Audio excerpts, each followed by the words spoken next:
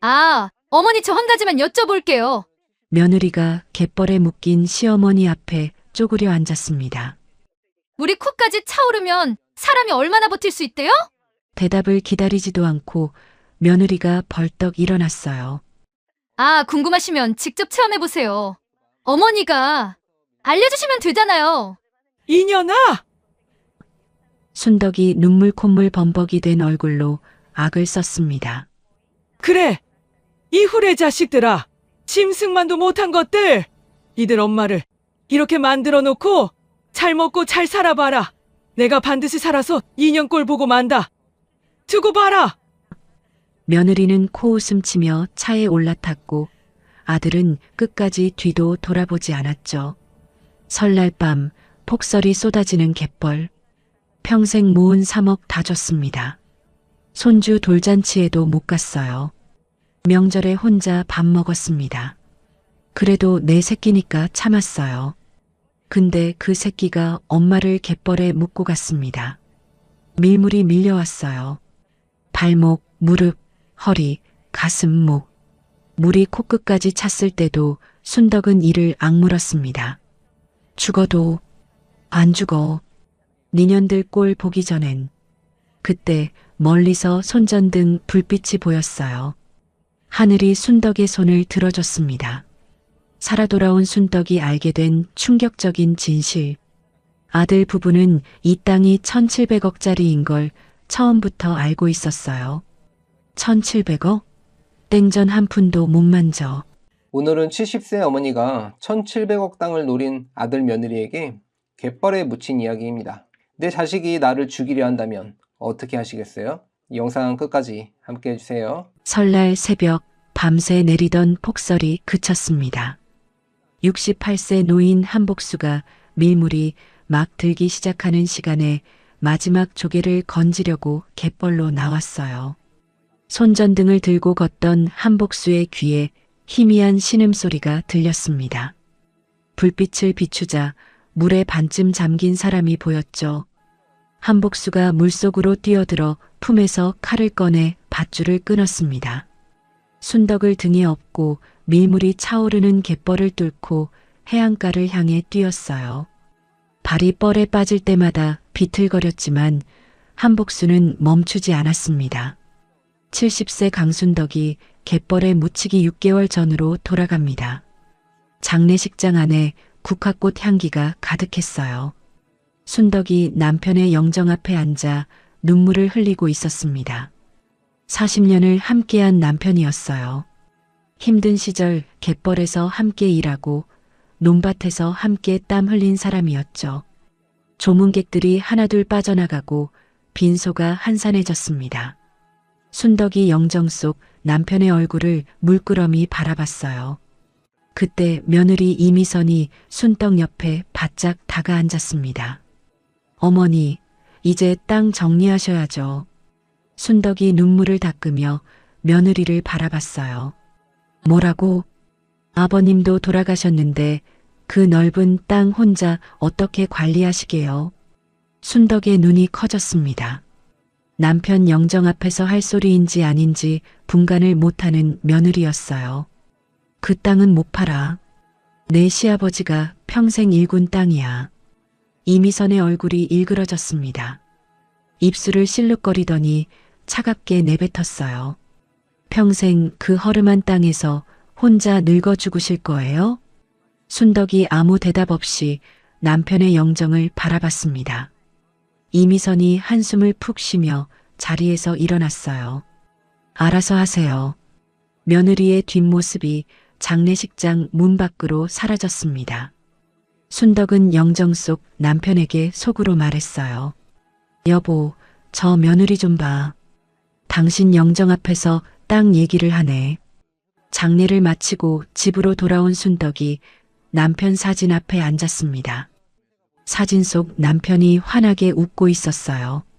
순덕이 사진을 쓰다듬으며 말했습니다. 여보, 나 이 땅 지킬게. 걱정하지 마.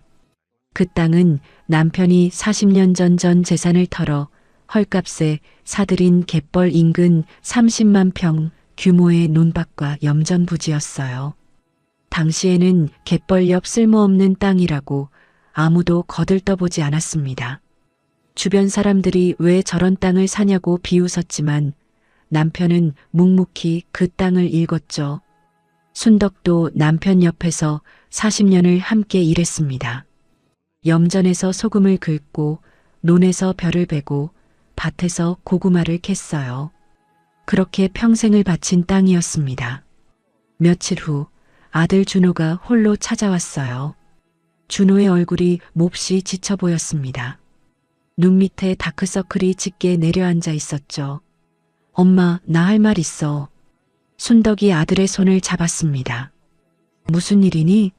얼굴이 왜 이렇게 안 좋아? 준호가 고개를 숙이며 말했어요. 사업이 어려워. 돈이 좀 필요해. 순덕의 가슴이 철렁 내려앉았습니다. 아들이 몇 년 전 시작한 사업이 잘 안 된다는 얘기는 들었지만 이 정도일 줄은 몰랐어요. 얼마나 필요하니? 있는 대로 다.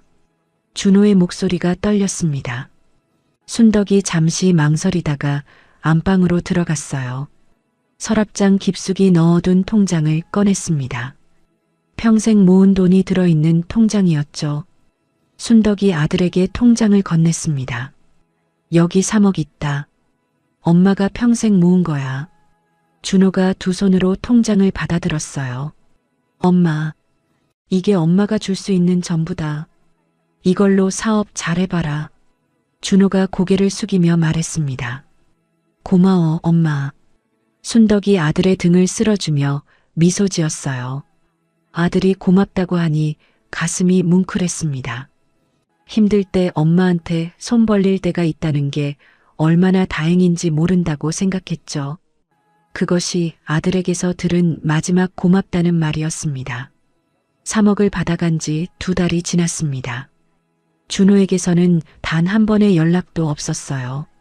순덕이 전화를 걸면 신호음만 길게 울리다 끊어지기 일쑤였습니다. 가끔 전화를 받아도 아들의 대답은 한결같았죠. 엄마, 나 바빠. 나중에 전화할게. 그 나중에는 오지 않았습니다. 순덕은 매일 저녁 전화기를 들여다보며 아들의 연락을 기다렸어요. 혹시 문자라도 왔나 싶어 수십 번씩 확인했지만 화면은 늘 비어 있었습니다. 어느 날 순덕에게 반가운 소식이 들려왔어요. 손주의 돌잔치가 열린다는 것이었습니다. 순덕은 들뜬 마음으로 시내에 나가 새 옷을 샀어요. 손주에게 줄 금반지도 정성껏 골랐습니다. 우리 손주 얼굴 보겠구나. 순덕은 거울 앞에서 새 옷을 입어보며 혼잣말을 했어요. 돌잔치 날짜를 손꼽아 기다렸습니다. 그런데 돌잔치 이틀 전 며느리에게서 문자가 왔어요. 어머니, 이번 돌잔치는 조촐하게 해서 어머니는 안 오셔도 돼요. 순덕은 문자를 몇 번이고 다시 읽었습니다. 눈이 침침해서 잘못 본 건가 싶었어요.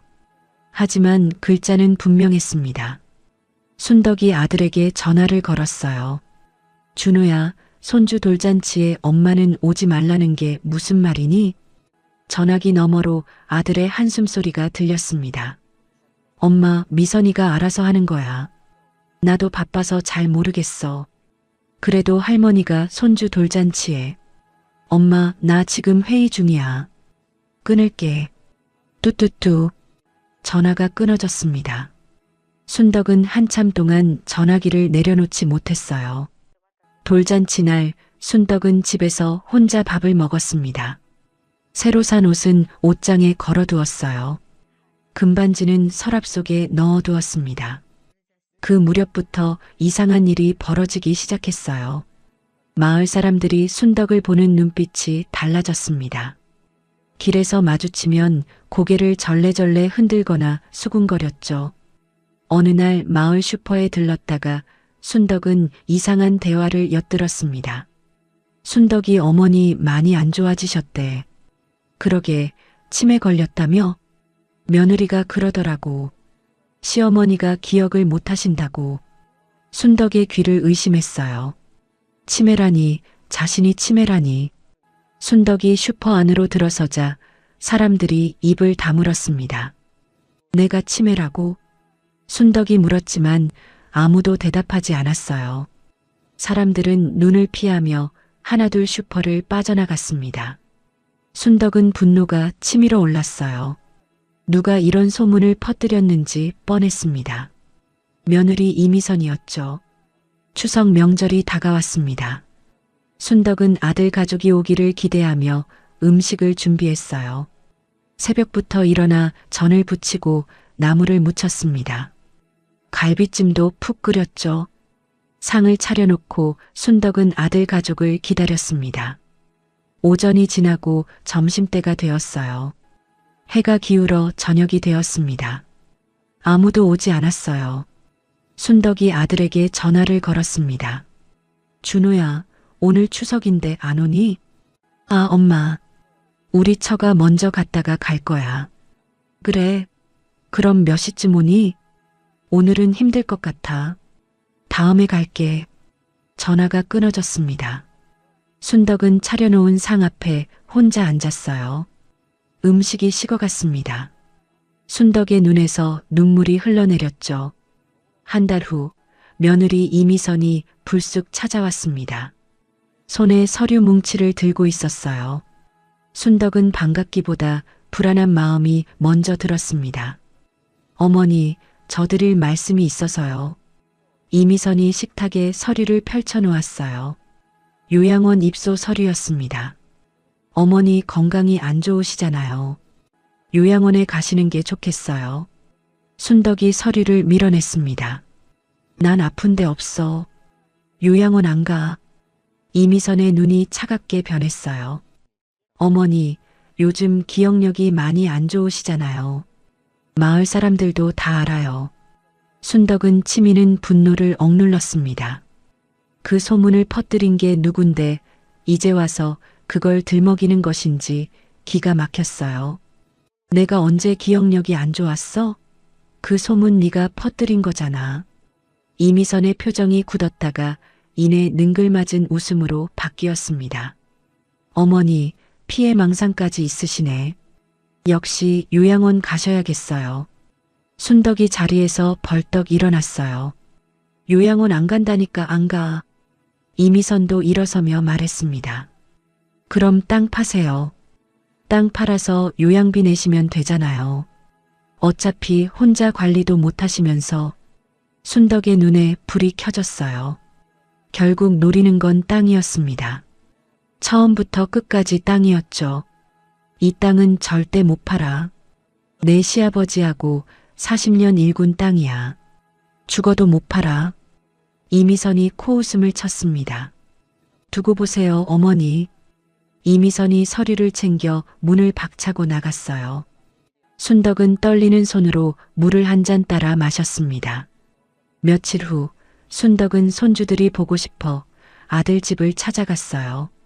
과일과 과자를 잔뜩 사들고 버스를 2번 갈아타고 갔습니다. 아들 집 앞에 도착해 초인종을 누르려는데 안에서 소리가 들렸어요. 민준아, 민서야. 할머니 오시면 가까이 가지 마. 며느리 이미선의 목소리였습니다. 왜요, 엄마? 할머니 더러워. 알았지? 순덕의 손이 허공에서 멈췄어요. 다리에 힘이 풀렸습니다. 손에 들고 있던 과일 봉지가 바닥에 떨어졌죠. 순덕은 초인종을 누르지 못했습니다. 문 앞에 선물 봉지를 내려놓고 돌아섰어요.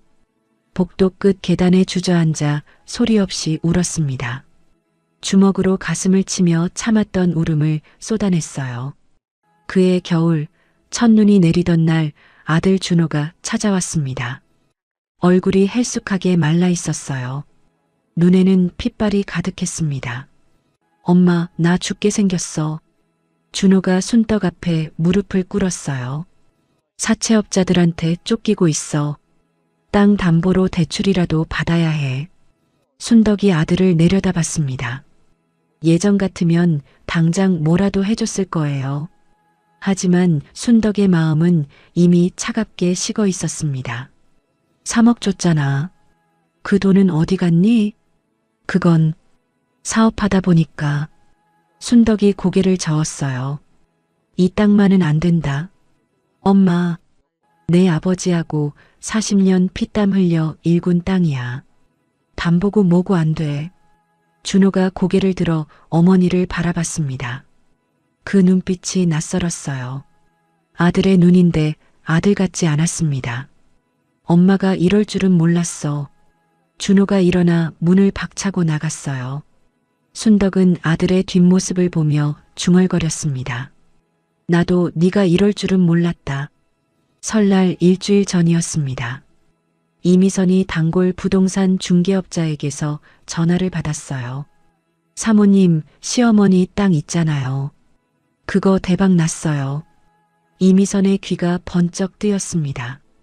대박이라니요? 그 허름한 땅이요? 신도시 재개발 구역으로 확정됐어요. 보상금이 어마어마해요. 이미선이 침을 꿀꺽 삼켰어요. 얼마나 되는데요? 1,700억이요. 이미선은 숫자를 듣고 멍해졌습니다. 1,700억. 평생 상상도 못 해본 금액이었어요. 그 정보 확실한 거예요? 제가 구청 아는 사람한테 직접 확인했어요. 다음 주에 공식 발표나요. 전화를 끄는 이미선의 눈이 번들거렸습니다. 머릿속에서 계산기가 돌아갔어요. 시어머니가 죽으면 상속인은 아들 준호 한 명뿐이었습니다.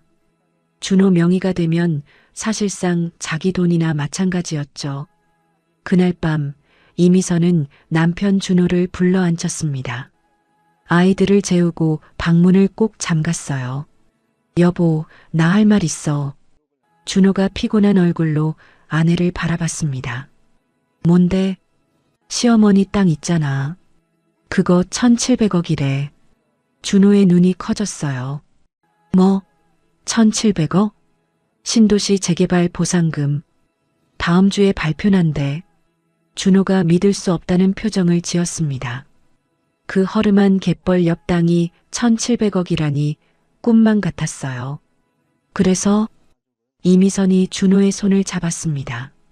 목소리를 한껏 낮췄어요. 어머니가 돌아가시면 그 돈 다 우리 거야. 준호의 얼굴이 굳었습니다. 뭔 소리야 지금. 사채업자들한테 쫓기다 죽을래?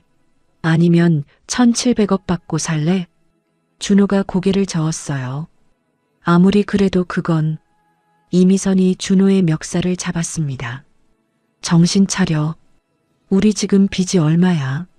사채업자들이 언제 들이닥칠지 몰라. 그래도 엄마를. 어차피 70이야. 얼마나 더 살겠어. 준호가 아무 말도 하지 못했어요. 이미선이 계속 압박했습니다. 어머니 치매 걸렸다고 소문 퍼뜨린 거 기억나지? 그거 다 이럴 때 쓰려고 한 거야. 뭐? 어머니가 치매라서 집 나갔다가 사고 당했다고 하면 돼. 아무도 의심 안 해. 준호의 얼굴이 하얗게 질렸어요. 처음부터 계획된 일이었습니다. 아내가 시어머니한테 치매 소문을 퍼뜨린 게 단순한 악의가 아니었죠. 미선아, 나 1,700억이야. 1,700억. 이미선이 준호의 어깨를 흔들었어요. 이 돈이면 빚 다 갚고 평생 놀고 먹어도 남아. 애들 유학도 보내고 강남에 집도 사. 준호는 한참을 망설였습니다. 눈앞이 캄캄했어요. 사채업자들의 협박 전화가 떠올랐습니다. 빚독촉에 시달리며 잠 못 이루던 밤들이 스쳐 지나갔죠. 어떻게 할 건데? 준호의 입에서 그 말이 나왔습니다. 이미선의 입꼬리가 올라갔어요. 설날에 어머니 데리러 가. 명절인데 드라이브 가자고 해. 이미선이 계획을 설명했습니다. 갯벌로 데려가서 밀물에 떠내려가게 하면 된다고 했어요. 썰물 때 갯벌 끝까지 끌고 가서 묻어두면 밀물이 알아서 처리해 줄 거라고 했습니다. 준호는 고개를 끄덕였어요. 그 순간 준호의 마음속에서 무언가가 죽었습니다. 설날 아침이 밝았어요. 하늘에서 눈이 내리기 시작했습니다. 순덕은 아침 일찍 일어나 집안을 청소했어요. 혹시라도 아들 가족이 올까 싶어 떡국 재료를 준비해 두었습니다. 점심때쯤 집 앞에 차가 멈추는 소리가 들렸어요. 순덕이 창문을 내다보니 아들 준호의 차가 서 있었습니다. 순덕의 얼굴에 환한 미소가 번졌어요. 아이고, 준호가 왔네. 순덕이 서둘러 현관문을 열었습니다. 준호와 이미선이 서 있었어요. 손주들은 보이지 않았습니다. 준호야, 어서 와. 애들은? 이미선이 대답했어요. 아이들은 친정에 맡겨놨어요. 오늘 어머니 모시고 드라이브 가려고요. 순덕은 의아했지만 아들이 찾아왔다는 것만으로도 기뻤습니다. 지난번 땅 얘기로 싸운 뒤 한 번도 연락이 없었는데 설날에 찾아온 거예요. 드라이브? 추운데 뭘? 명절인데 어머니 집에만 계시면 안 되죠. 바다 구경 가요. 순덕은 잠시 망설였습니다. 뭔가 이상한 느낌이 들었지만 그래도 아들이 왔으니 거절하기 어려웠어요. 그래, 알았어. 잠깐만 기다려라. 순덕이 외출 준비를 하고 나왔습니다. 차에 오르기 전 준호의 얼굴을 바라봤어요. 아들의 표정이 어두웠습니다. 준호야, 무슨 일 있니? 아니, 없어. 준호가 고개를 돌렸어요. 순덕은 불안한 마음을 억누르고 뒷좌석에 올라탔습니다. 차가 출발했어요. 눈이 점점 거세게 내리기 시작했습니다. 처음에는 시내 쪽으로 가는가 싶더니 차가 방향을 틀어 한적한 길로 접어들었어요. 어디 가는 거니? 이쪽은 바다가 아니잖아. 이미선이 운전대를 잡고 웃었습니다. 어머니, 경치 좋은 데로 가는 거예요. 조금만 기다리세요. 차가 갯벌 쪽으로 향했어요. 순덕은 창밖을 내다봤습니다. 점점 인적이 드문 곳으로 가고 있었죠. 준호야, 이상하다. 어디 가는 거야? 준호가 대답하지 않았습니다. 어깨가 잔뜩 굳어 있었어요. 차가 갯벌 근처 공터에 멈췄습니다. 주위에는 아무도 없었어요. 폭설이 쏟아지고 있었습니다. 내려요, 어머니. 이미선이 차 문을 열었어요. 순덕은 내키지 않았지만 차에서 내렸습니다. 발밑에 눈이 쌓여 있었죠. 여긴 왜 온 거야?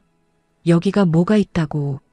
말을 마치기도 전에 준호가 다가왔습니다. 아들이 순덕의 팔을 잡았어요. 그 힘이 평소와 달랐습니다.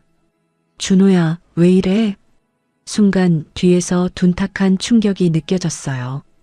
이미선이 삽자루로 순덕의 뒤통수를 내리친 것이었습니다. 순덕의 눈앞이 깜깜해졌어요. 그대로 눈밭 위로 쓰러졌습니다. 순덕이 정신을 차렸을 때는 이미 갯벌 한가운데였어요. 손발이 밧줄로 묶여 있었습니다. 입에는 천조각이 물려 있었죠. 몸이 꽁꽁 얼어붙어 움직일 수가 없었습니다. 눈을 떠보니 아들 준호가 삽으로 눈을 퍼서 순덕 위에 덮고 있었어요. 그 옆에서 이미선이 팔짱을 끼고 서서 지켜보고 있었습니다. 순덕은 입에 물린 천을 이로 씹어 뱉어냈어요.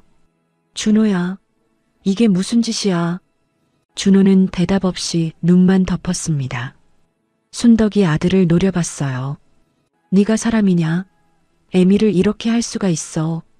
이미선이 순덕 앞에 쪼그려 앉으며 비웃었습니다. 어머니, 원망하지 마세요. 1,700억이 걸린 일이에요. 순덕의 눈이 커졌어요. 1,700억이라니. 그 순간 모든 것이 이해가 됐습니다. 인연들이 땅 때문에. 이미선이 킥킥 웃었어요. 어머니 땅, 재개발 보상금 1,700억이래요. 그 돈이면 어머니 한 분쯤은 포기할 수 있죠. 순덕의 온몸에서 불이 났습니다. 분노가 치밀어 올랐어요. 이 후레 자식들, 짐승만도 못한 것들. 순덕이 눈물 콧물 범벅이 된 얼굴로 악을 썼습니다. 니들 엄마를 이렇게 만들어 놓고 잘 먹고 잘 살아봐라. 두고 봐라. 이미선이 일어서며 코웃음을 쳤어요. 편히 가세요, 어머니. 밀물이 곧 올 거예요. 아들 부부가 돌아섰습니다. 준호는 끝까지 어머니를 쳐다보지 않았어요. 발자국 소리가 멀어지고 차 문 닫히는 소리가 들렸습니다. 엔진 소리가 점점 작아졌죠. 갯벌 위에는 폭설만 쏟아지고 있었습니다. 순덕은 이를 악물었어요. 죽어도 안 죽어. 니년들 꼴 보기 전엔 절대 안 죽어. 멀리서 바닷물 밀려오는 소리가 들려왔습니다. 밀물이 밀려오고 있었습니다. 바닷물이 발끝을 적시더니 종아리를 넘고 무릎까지 차올랐어요. 순덕은 묶인 몸을 비틀어 봤지만 밧줄은 꿈쩍도 하지 않았습니다. 물이 허리를 지나 가슴까지 올라왔어요.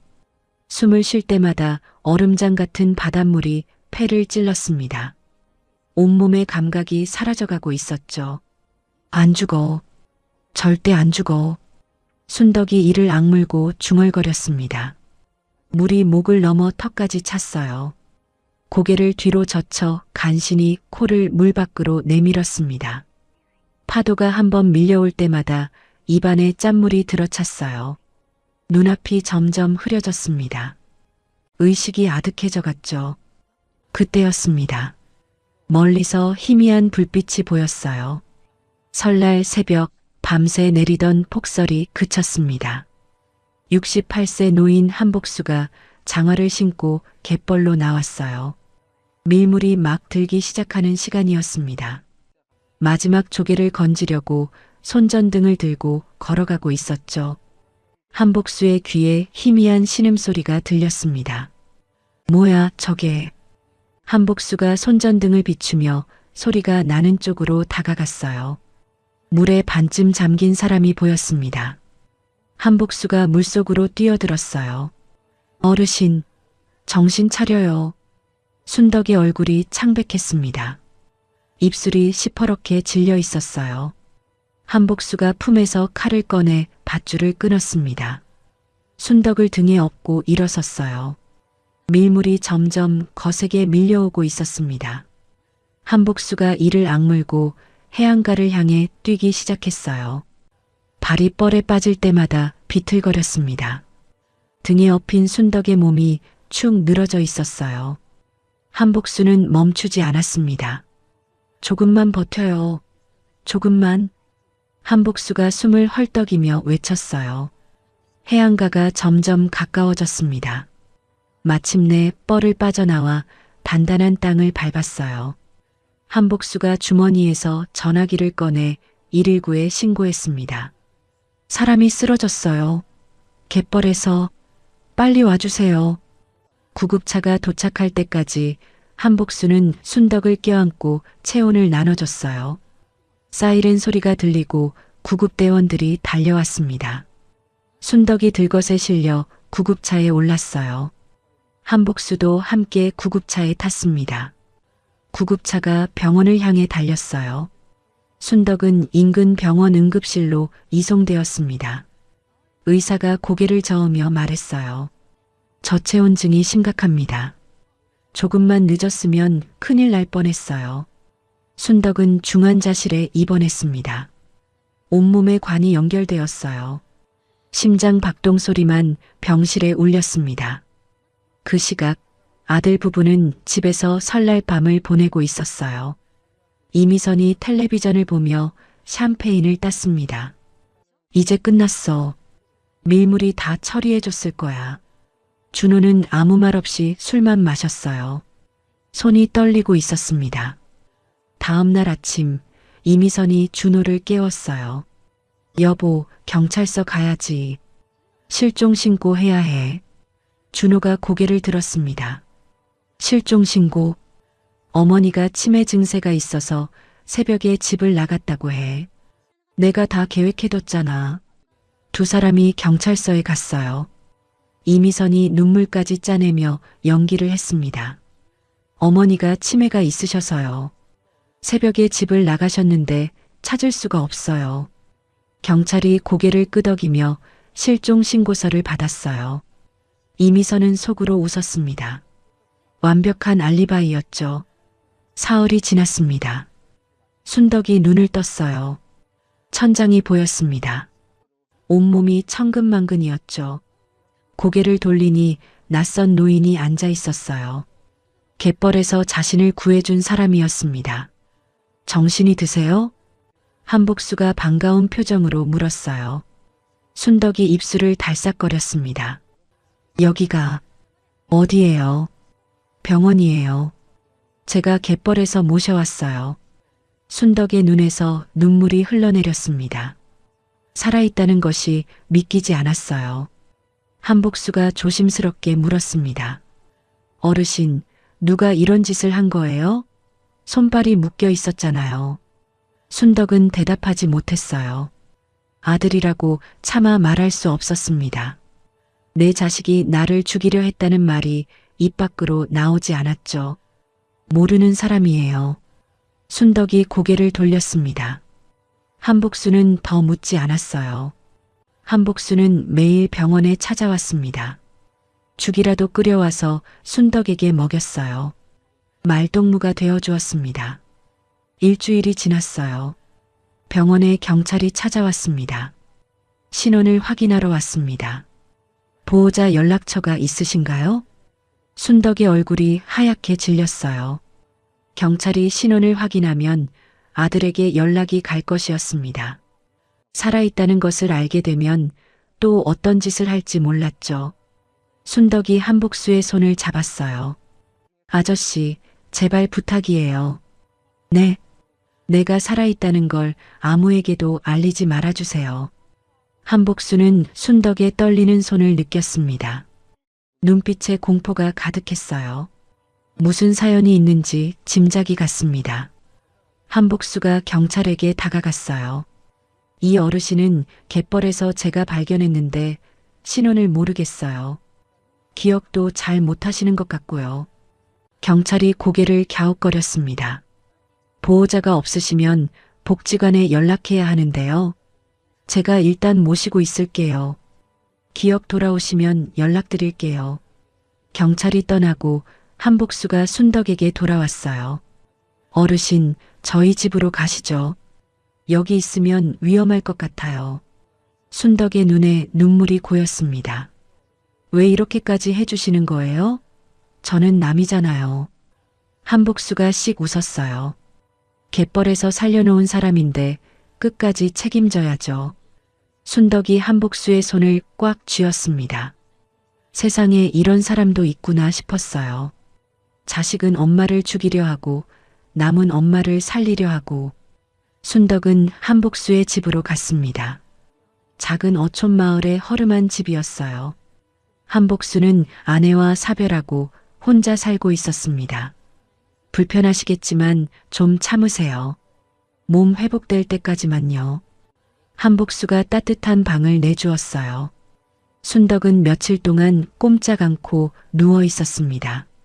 몸도 마음도 만신창이었죠. 어느 저녁 한복수가 텔레비전을 켰어요. 지역 뉴스가 나오고 있었습니다. 다음 소식입니다. 서해안 갯벌 인근 토지가 신도시 재개발 구역으로 지정되었습니다. 순덕의 귀가 번쩍 뜨였어요. 화면에 익숙한 땅이 나왔습니다. 순덕의 땅이었죠. 해당 토지의 보상금은 총 1,700억 원으로 추정됩니다. 순덕의 몸이 굳었습니다. 1,700억. 갯벌에서 며느리가 했던 말이 떠올랐어요. 어머니 땅, 재개발 보상금 1,700억이래요. 순덕의 손이 부들부들 떨렸습니다. 아들 부부가 이 사실을 미리 알고 있었던 거예요. 1,700억을 노리고 자기를 죽이려 했던 것이었습니다. 어르신, 왜 그래요? 얼굴이. 한복수가 걱정스럽게 물었어요. 순덕의 눈에서 눈물이 쏟아졌습니다. 저 땅이 내 땅이에요. 한복수가 놀라서 텔레비전을 바라봤어요. 저 땅이요? 내 자식이 저 돈 때문에 나를 죽이려 했어요. 순덕이 무너져 내렸습니다. 펑펑 울었어요. 40년 함께 일군 땅이었습니다. 그 땅 때문에 자식에게 죽을 뻔했죠. 한복수는 아무 말 없이 순덕의 등을 쓸어주었습니다. 순덕은 밤새 울었어요. 며칠을 눈물로 지새웠습니다. 그러던 어느 날 아침 순덕이 한복수를 불렀어요. 눈이 부어 있었지만 눈빛은 달랐습니다. 분노로 이글거리고 있었죠. 아저씨, 이제 알겠어요. 내가 왜 죽어야 했는지. 한복수가 순덕을 바라봤습니다. 이대로 당하고만 있을 수 없어요. 전현들이 내 돈 만지게 할 수 없어요. 그럼 경찰에 신고하시죠. 살인 미수잖아요. 순덕이 고개를 저었어요. 경찰에 신고하면 감옥 몇 년 살다 나와요. 그걸로는 부족해요. 한복수가 순덕의 눈을 들여다봤습니다. 그 눈에 불꽃이 타오르고 있었어요. 내 손으로 무너뜨릴 거예요. 1700억 땡전 한 푼 못 만지게 할 거예요. 한복수는 잠시 침묵했습니다. 순덕의 결심이 얼마나 단단한지 느껴졌어요. 제가 도와드릴게요. 순덕이 한복수를 바라봤습니다. 정말요? 갯벌에서 살려놓은 사람이에요. 끝까지 함께 할게요. 순덕의 눈에 다시 눈물이 고였습니다. 이번엔 감사의 눈물이었어요. 순덕이 한복수의 집에 머문 지 6개월이 지났습니다. 봄이 지나고 여름이 왔다가 가을이 깊어갔어요. 순덕의 몸은 완전히 회복되었습니다. 하지만 가슴속 분노는 식지 않았죠. 그 사이 아들 부부는 어머니가 죽은 줄로만 알고 있었어요. 이미선은 6개월이 지나자 법원에 특별 실종 선고를 청구했습니다. 갯벌에서 실종되었으니 위난에 의한 실종으로 인정받을 수 있다고 판단한 거예요. 여보, 이제 곧 상속받을 수 있어. 이미선이 서류를 들고 흔들며 말했습니다. 특별 실종 선고 나면 어머니 땅 다 우리 거야. 준호는 아무 말 없이 고개만 끄덕였어요. 밤마다 악몽에 시달리고 있었지만 아내에게 말하지 못했습니다. 이미선은 준호를 끌고 법무사 사무실을 찾아갔어요. 상속 절차가 어떻게 되나요? 법무사가 서류를 살펴보며 말했습니다. 특별 실종 선고가 나면 상속 개시가 됩니다. 아드님이 단독 상속인이시니 전 재산이 아드님 명의로 넘어가요. 이미선의 눈이 반짝였어요. 1700억이 전부 우리 거란 말이죠? 네, 보상금 전액이 상속 재산에 포함됩니다. 이미선이 준호의 팔을 꽉 잡았어요. 입꼬리가 귀까지 올라갔습니다. 한편 순덕은 한복수와 함께 복수를 준비하고 있었어요. 한복수가 아는 사람을 통해 재개발 전문 변호사를 소개받았습니다. 변호사 오정숙은 50대 중반의 날카로운 눈빛을 가진 여자였어요.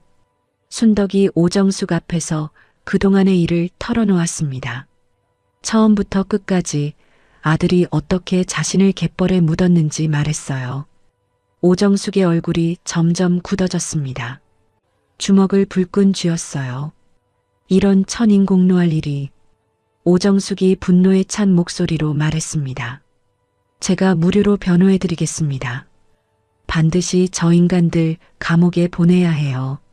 순덕이 고개를 저었어요. 감옥 보내는 것만으로는 부족해요. 네. 1700억 한 푼도 못 만지게 하고 싶어요. 전현들이 그토록 원하던 돈이잖아요.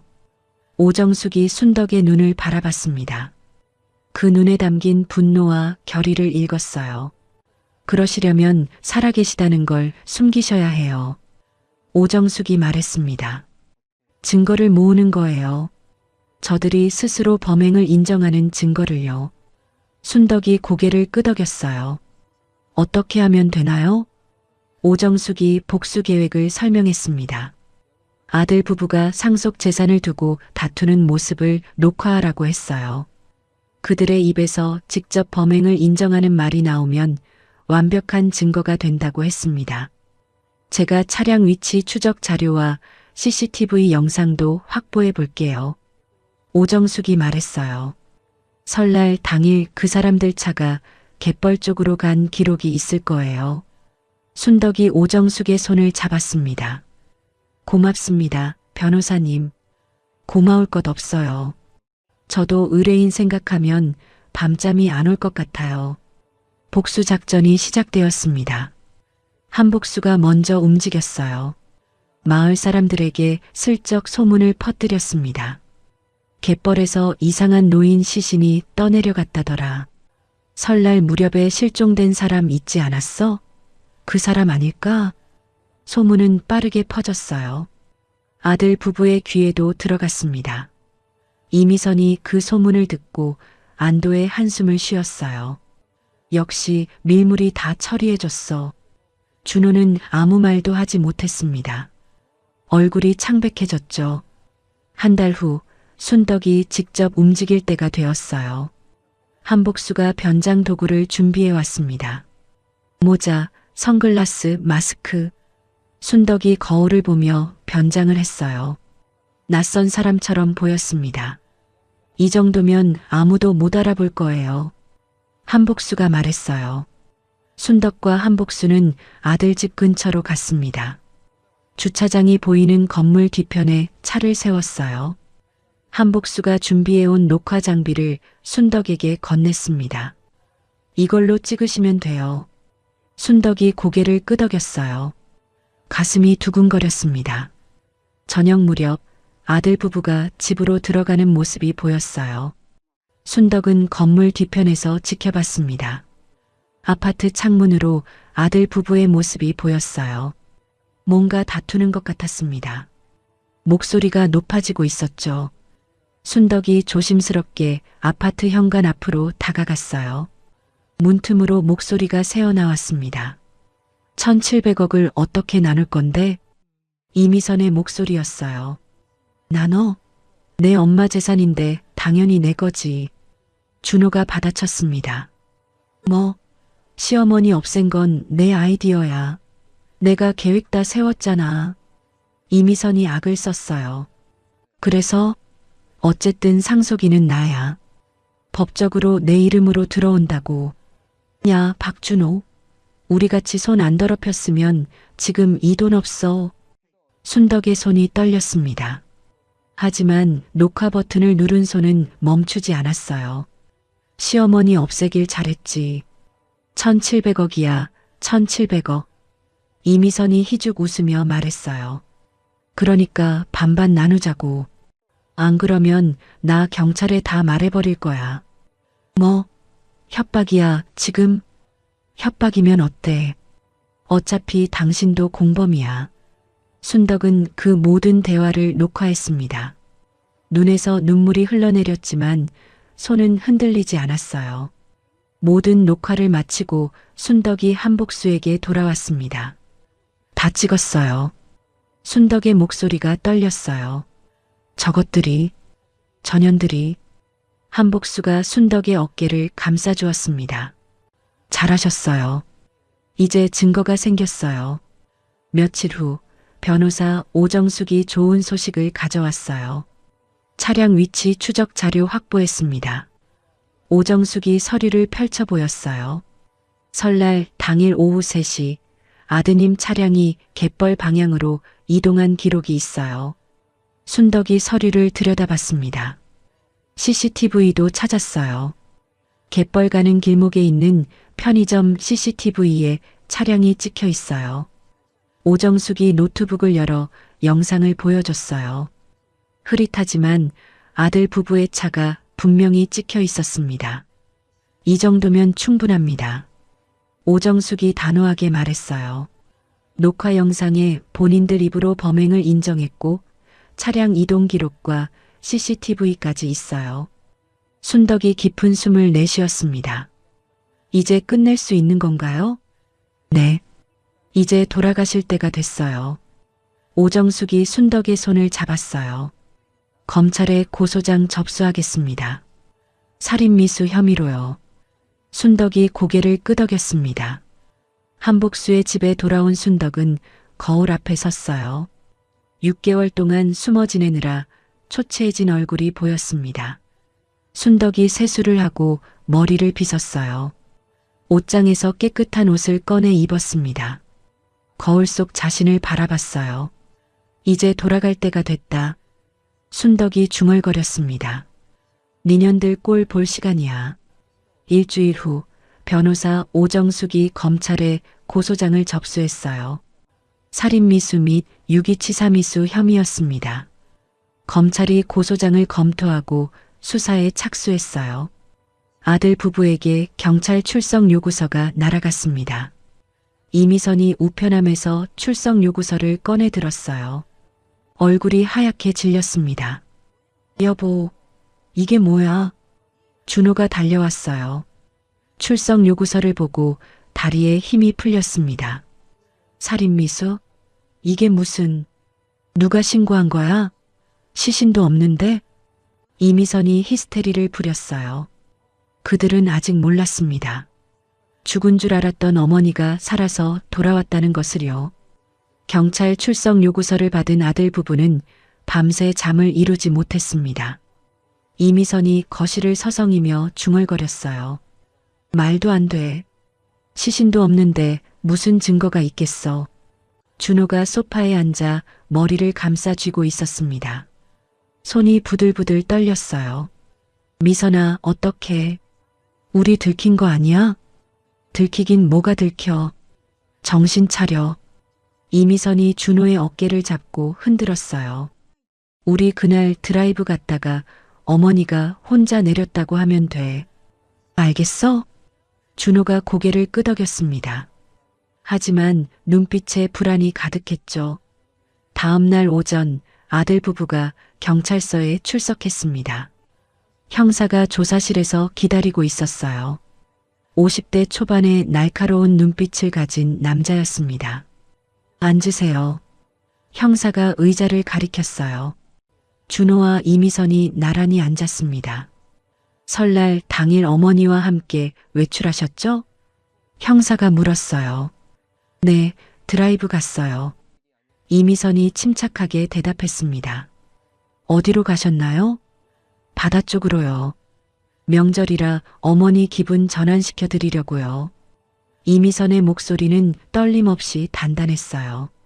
그런데 어머니가 중간에 내리셨어요. 화장실 가신다고 하시더니 안 돌아오셔서요. 형사가 고개를 끄덕이며 메모했습니다. 그러더니 노트북을 열었어요. 이 영상 좀 보시죠. 화면에 CCTV 영상이 재생되었습니다.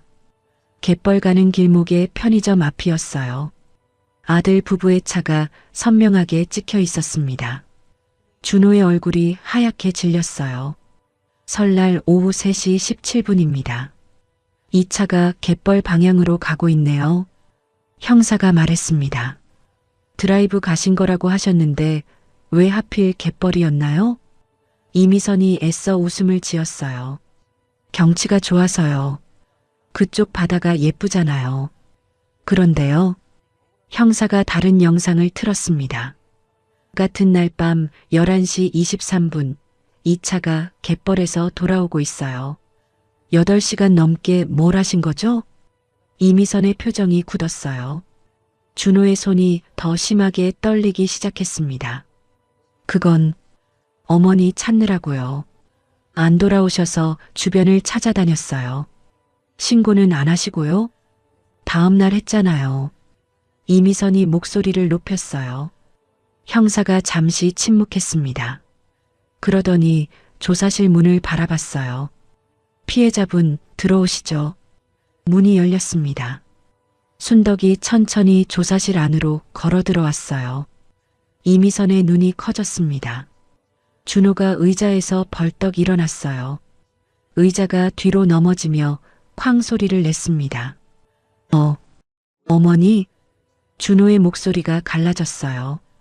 죽은 줄 알았던 어머니가 눈앞에 서 있었습니다. 준호의 다리에 힘이 풀렸어요. 그대로 바닥에 주저앉았습니다.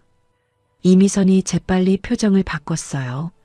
눈에 눈물을 그렁그렁 매달았습니다. 어머니, 살아계셨어요? 아이고, 정말 다행이에요. 이미선이 순덕에게 다가가려 했어요. 순덕이 한 발짝 물러섰습니다. 거기서 순덕의 목소리가 차가웠어요. 이미선이 멈칫했습니다. 순덕이 아들 부부를 바라봤어요. 아무 말도 하지 않았습니다. 눈빛만으로 모든 것을 말하고 있었죠. 형사가 노트북에서 다른 파일을 열었어요. 이 녹음 파일 좀 들어보시죠. 재생 버튼을 눌렀습니다. 조사실의 익숙한 목소리가 울려 퍼졌어요. 시어머니 없애길 잘했지. 1,700억이야, 1,700억. 이미선의 목소리였습니다. 그러니까 반반 나누자고. 안 그러면 나 경찰에 다 말해버릴 거야. 녹음 파일이 계속 재생되었어요. 이미선의 얼굴이 점점 일그러졌습니다. 이거 어디서 난 거야? 이미선이 소리쳤어요.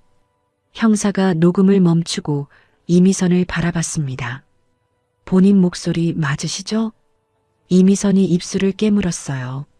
머리가 빠르게 돌아갔습니다. 이대로는 안 된다고 생각했죠. 저는 억울해요. 이미선이 갑자기 울음을 터뜨렸어요. 다 남편이 시킨 거예요. 저는 협박당했어요. 준호가 고개를 들었습니다. 믿을 수 없다는 표정이었어요. 지금 뭐라고 했어? 당신이 나한테 협박했잖아. 안 하면 죽인다고. 이미선이 악을 썼어요. 준호의 얼굴이 시뻘겋게 달아올랐습니다. 주먹을 불끈 쥐었어요. 이미선, 네가 먼저 죽이자고 했잖아. 준호가 벌떡 일어나 소리쳤습니다. 1,700억이라고. 어머니 없애면 다 우리 거라고. 네가 그랬잖아. 아니야. 당신이 먼저 말했어. 조사실에서 부부싸움이 벌어졌어요. 서로에게 손가락질을 하며 고함을 질렀습니다. 땅값 정보 알아낸 것도 나야. 내가 다 계획했어. 이미선이 흥분해서 소리쳤어요. 그러니까 내 몫이 더 많아야 해. 당신은 그냥 시킨 대로 했을 뿐이잖아. 순간 조사실이 조용해졌습니다. 이미선이 자기가 무슨 말을 했는지 깨달았어요. 얼굴이 새파랗게 질렸습니다. 형사가 녹음기를 들어보였어요. 지금 하신 말씀 다 녹음되었습니다. 이미선이 털썩 의자에 주저앉았어요. 준호도 힘이 빠져 바닥에 쓰러졌습니다. 순덕이 두 사람을 내려다봤어요. 아무런 감정이 느껴지지 않았습니다. 그저 한심할 뿐이었죠. 박준호, 이미선, 살인미수 혐의로 긴급 체포합니다. 형사가 수갑을 꺼냈어요. 다른 경찰들이 들어와 아들 부부의 손에 수갑을 채웠습니다. 어머니, 한 번만 용서해 주세요. 이미선이 끌려가며 소리쳤어요. 제가 잘못했어요. 한 번만요. 순덕은 대답하지 않았습니다. 고개를 돌렸어요. 엄마. 준호도 울부짖었습니다. 하지만 순덕은 끝까지 아들을 보지 않았어요. 아들 부부가 끌려나가고 조사실이 조용해졌습니다. 순덕이 깊은 한숨을 내쉬었어요. 수고하셨습니다. 형사가 말했습니다. 재판 날짜 잡히면 연락드릴게요. 순덕이 고개를 끄덕이고 경찰서를 나왔어요. 밖에서 한복수가 기다리고 있었습니다. 어르신, 괜찮으세요?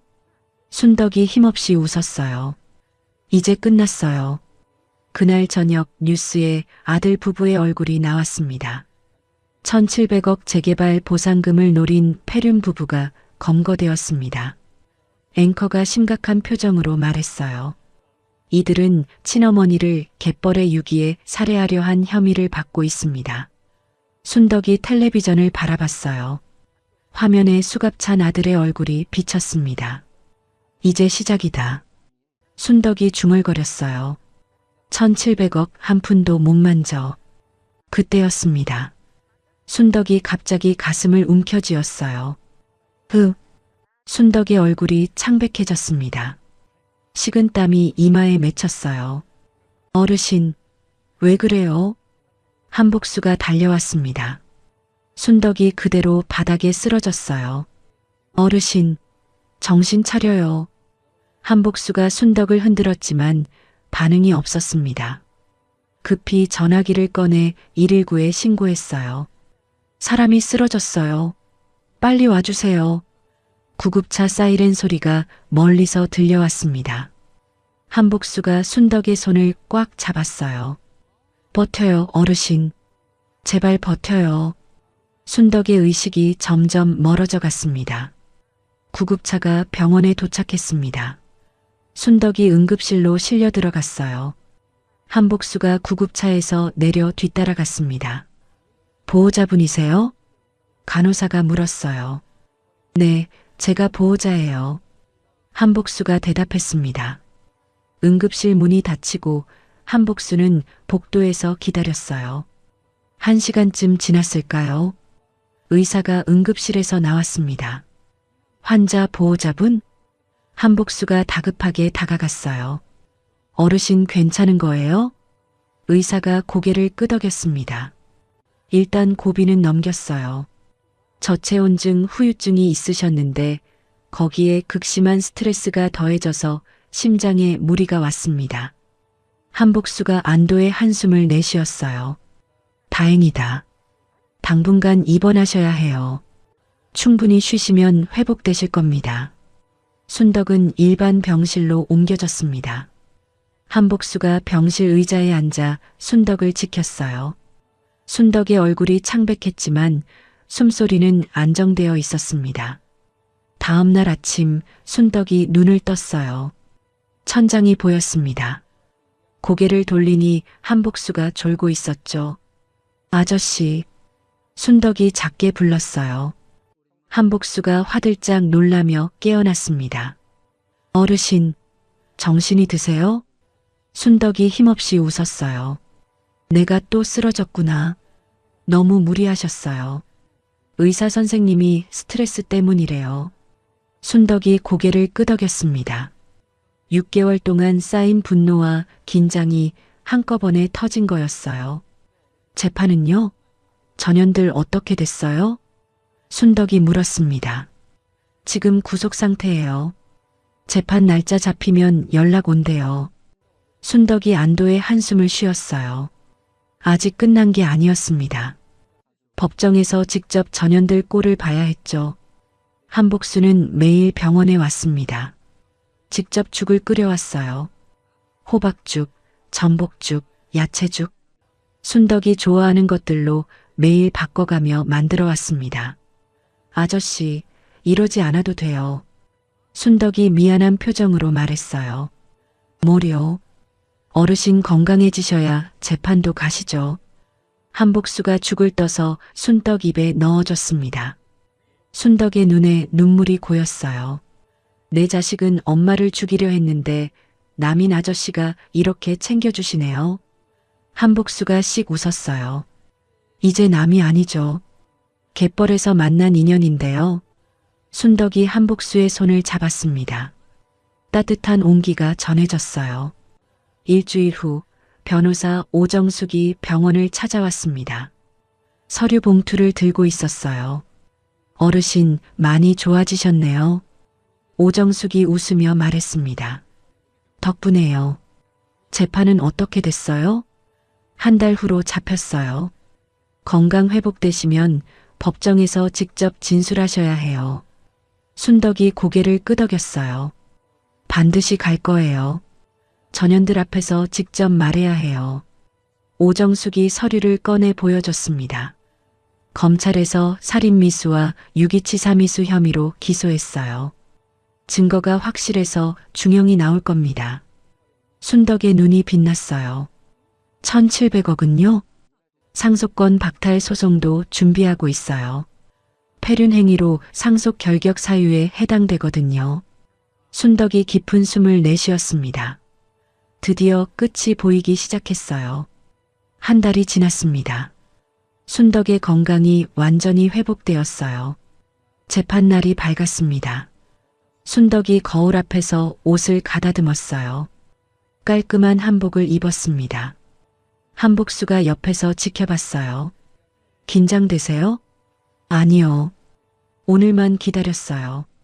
순덕의 눈빛이 단단했습니다. 더 이상 떨리지 않았어요. 법원 앞에 취재진이 진을 치고 있었습니다. 1,700억 폐륜 부부 재판이라는 글자가 카메라 앞에 보였어요. 순덕이 한복수와 함께 법원 안으로 들어갔습니다. 법정 문이 열렸어요.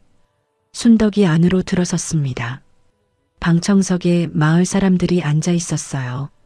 취재진도 가득했습니다. 피고인석에 아들 부부가 앉아 있었어요. 수갑이 채워져 있었습니다. 준호의 얼굴이 헬쑥하게 말라 있었어요. 이미선은 고개를 숙이고 있었습니다. 순덕이 증인석에 섰어요. 아들 부부와 눈이 마주쳤습니다.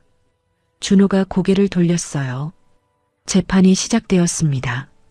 검사가 먼저 일어났어요. 피해자 강순덕 씨에게 질문하겠습니다. 순덕이 고개를 끄덕였습니다. 설날 당일 무슨 일이 있었는지 말씀해 주세요. 순덕이 입을 열었어요. 그날 밤 있었던 일을 처음부터 끝까지 담담하게 말했습니다. 아들이 어떻게 자신을 갯벌에 묻었는지, 며느리가 뭐라고 말했는지, 밀물이 어떻게 차올랐는지. 방청석이 술렁거렸어요. 여기저기서 한숨 소리가 들렸습니다. 마지막으로 하실 말씀이 있으신가요? 검사가 물었어요. 순덕이 아들 부부를 바라봤습니다. 잠시 침묵이 흘렀어요. 내가 뭘 그렇게 잘못했길래 내 자식이 나를 죽이려 했나? 순덕의 목소리가 법정에 울려 퍼졌습니다. 평생 모은 3억 다 줬어. 명절에 혼자 밥 먹어도 참았어. 손주 얼굴 못 봐도 참았어. 순덕의 눈에 눈물이 고였지만 흘러내리지는 않았어요. 근데 니들은 엄마를 갯벌에 묻었어. 돈 때문에. 방청석에서 누군가 훌쩍였습니다. 검사가 자리에 앉고 이미선의 변호사가 일어났어요. 이미선이 갑자기 자리에서 일어났습니다. 저는 억울해요. 다 남편이 시킨 거예요. 이미선이 소리쳤어요. 변호사 오정숙이 일어났습니다. 서류를 들어보였어요. 재판장님, 피고인 이미선이 재개발 정보를 먼저 입수한 기록이 있습니다. 오정숙이 서류를 제출했어요. 부동산 중개업자와의 통화 기록입니다. 이미선 피고인이 먼저 정보를 알아낸 후 남편에게 범행을 제안했습니다. 이미선의 얼굴이 새파랗게 질렸어요. 더 이상 할 말이 없었습니다. 이미선이 갑자기 피고인석에서 뛰어내렸어요. 순덕 앞으로 달려가 무릎을 꿇었습니다. 어머니, 제가 잘못했어요. 이미선이 울부짖었어요. 한 번만 용서해 주세요. 제발요. 법정 경위들이 달려왔습니다. 이미선을 붙잡아 세웠어요. 순덕은 아무 말 없이 고개를 돌렸습니다. 차갑게, 단호하게. 엄마. 이번에는 준호가 소리쳤어요. 엄마, 제발. 나 한 번만 봐줘. 순덕이 천천히 아들을 바라봤습니다. 눈빛에 어떤 감정도 없었어요. 네가 삽으로 눈을 덮을 때 난 내 눈을 똑똑히 봤다. 순덕의 목소리가 낮게 깔렸습니다. 그때 넌 날 한 번도 안 봤어. 고개를 돌렸지. 준호의 얼굴이 일그러졌어요. 더 이상 아무 말도 하지 못했습니다. 판사가 망치를 두드렸어요. 피고인 박준호, 살인미수 및 유기치사미수 혐의로 징역 15년을 선고합니다. 방청석이 웅성거렸어요. 피고인 이미선, 같은 혐의로 징역 18년을 선고합니다. 피고인 이미선은 범행을 주도한 점이 인정됩니다. 방청석에서 박수가 터졌습니다.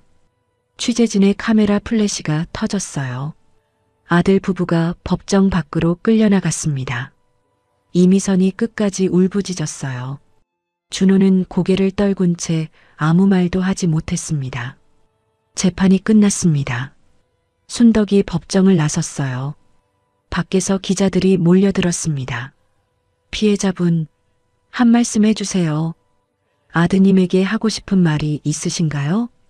순덕은 아무 대답도 하지 않았어요.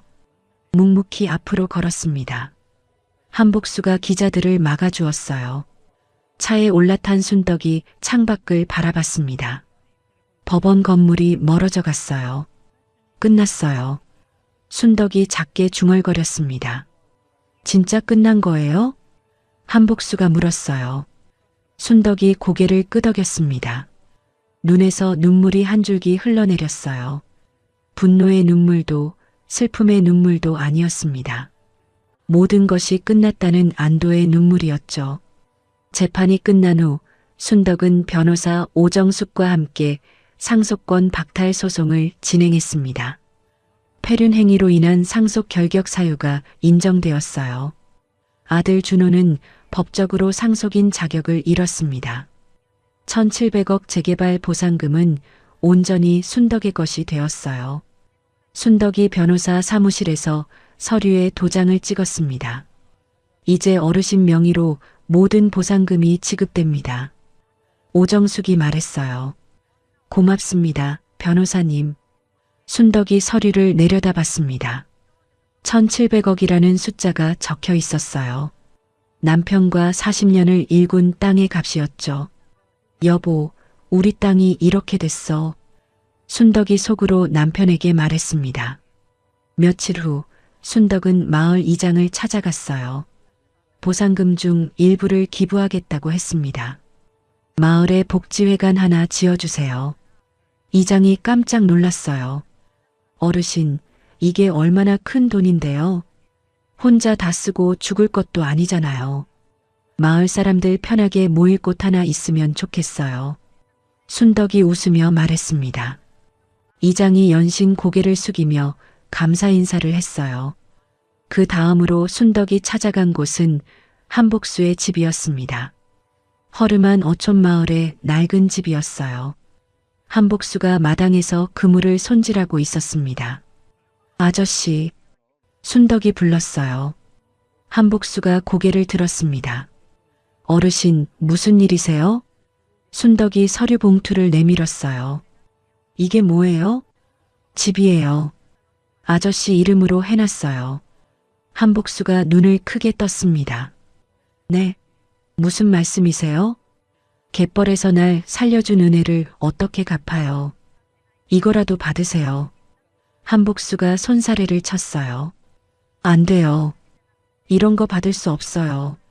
아저씨가 없었으면 난 그날 밤 죽었어요. 순덕이 한복수의 손을 잡았습니다. 제발 받아주세요. 그래야 내 마음이 편해요. 한복수의 눈에 눈물이 고였어요. 한참을 망설이다가 고개를 끄덕였습니다. 고맙습니다, 어르신. 고마운 건 나예요. 순덕이 환하게 웃었어요. 어느 날 순덕에게 편지 한 통이 도착했습니다. 아동보호시설에서 온 편지였어요. 봉투를 열어보니 삐뚤빼뚤한 글씨가 적혀 있었습니다. 할머니, 민준이랑 민서예요. 순덕의 손이 떨렸어요. 손주들의 편지였습니다. 엄마 아빠가 잘못했대요. 할머니한테 나쁜 짓 했대요. 할머니 많이 아팠어요? 우리 할머니 보고 싶어요. 할머니, 우리 데리러 와요. 순덕이 편지를 읽으며 눈물을 흘렸어요. 손주들 얼굴이 떠올랐습니다. 문 앞에서 선물만 놓고 돌아섰던 그날이 생각났죠. 며칠을 고민했어요. 손주들을 만나야 할지 말아야 할지. 그 아이들은 죄가 없었습니다. 부모가 잘못한 거지 아이들이 잘못한 게 아니었어요. 순덕이 결심했습니다. 아동보호시설을 찾아갔어요. 시설 문을 열고 들어서자 손주들이 보였습니다. 민준이와 민서가 의자에 앉아 기다리고 있었어요. 할머니, 민서가 먼저 순덕을 알아봤습니다. 두 아이가 달려왔어요. 순덕의 품에 안겼습니다. 할머니, 보고 싶었어요. 민준이가 울먹였어요. 할머니, 우리 데려가요. 여기 싫어요. 민서도 울었습니다. 순덕이 두 손주를 꼭 껴안았어요. 눈물이 주르륵 흘러내렸습니다. 그래, 할머니가 데려갈게. 이제 할머니랑 살자. 순덕이 손주들의 머리를 쓰다듬었어요. 아이들의 울음소리가 점점 잦아들었습니다. 순덕은 법원에 양육권 청구 신청을 했어요. 부모가 모두 수감된 상황이라 절차는 빠르게 진행되었습니다. 한 달 후 순덕은 손주들의 법적 양육권자가 되었어요. 1년이 지났습니다. 순덕은 새로 지은 집에서 손주들과 함께 살고 있었어요. 크지 않지만 따뜻한 집이었습니다. 마당에는 작은 텃밭도 있었죠. 설날 아침이 밝았어요. 순덕이 부엌에서 떡국을 끓이고 있었습니다. 고소한 냄새가 집 안가득 퍼졌어요. 할머니, 맛있는 냄새. 민서가 부엌으로 달려왔습니다. 조금만 기다려. 다 됐어. 순덕이 웃으며 말했어요.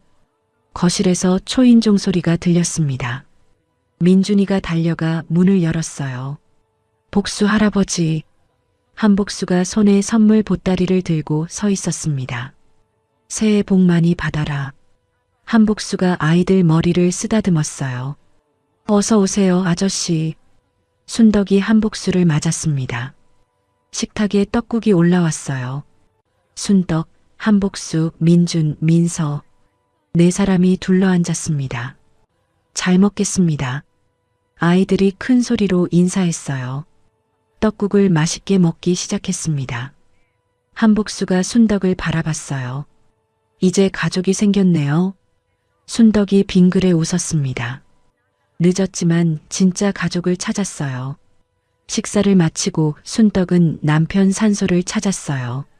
손주들의 손을 잡고 언덕을 올랐습니다. 한복수도 함께했어요.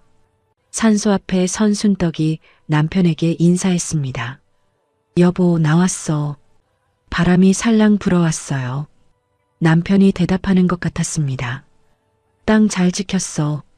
당신이 일군 땅, 나쁜 놈들 손에 안 넘어갔어. 순덕이 미소 지었어요. 손주들도 데려왔어. 이제 내가 잘 키울게. 민준이와 민서가 산소 앞에 절을 했습니다. 할아버지, 안녕하세요. 아이들의 목소리가 맑았어요. 순덕이 하늘을 올려다봤습니다. 구름 한 점 없이 맑은 날이었어요. 여보, 이제 편히 쉬어. 나는 잘 살고 있어. 순덕이 손주들의 손을 잡았습니다. 한복수가 옆에 나란히 섰어요. 4사람이 천천히 언덕을 내려왔습니다. 따스한 햇살이 그들의 등을 비췄어요.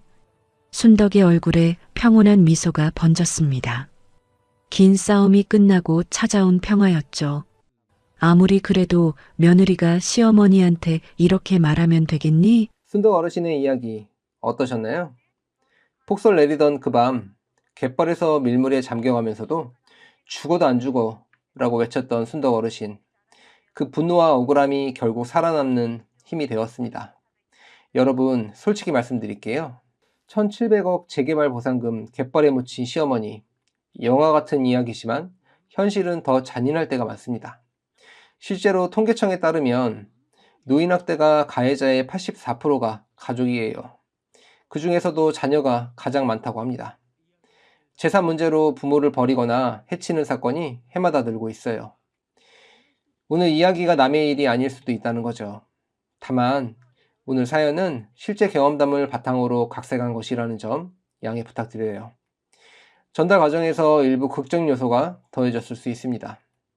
하지만 그 이야기가 주는 교훈은 분명해요. 첫째, 재산은 살아있을 때 함부로 넘기지 마세요. 평생 모은 돈, 평생 일군 땅, 그게 여러분의 마지막 힘입니다. 자식이 효도하겠다고 해도 명의는 끝까지 지키세요. 둘째, 이상한 낌새가 보이면 기록을 남기세요. 문자, 녹음, 사진. 나중에 내 편이 되어줄 건 증거뿐입니다. 셋째, 피는 물보다 진하다는 말 너무 믿지 마세요.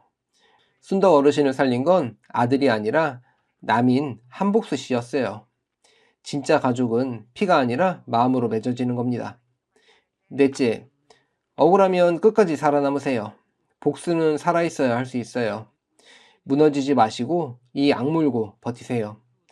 혹시 지금 자식 문제로 속상하신 분들 계신가요? 재산 때문에 눈치 보고 계신 분들 계신가요? 순덕 어르신처럼 당당하게 내 것은 내 것이라고 말씀하세요. 여러분의 인생은 여러분 거예요.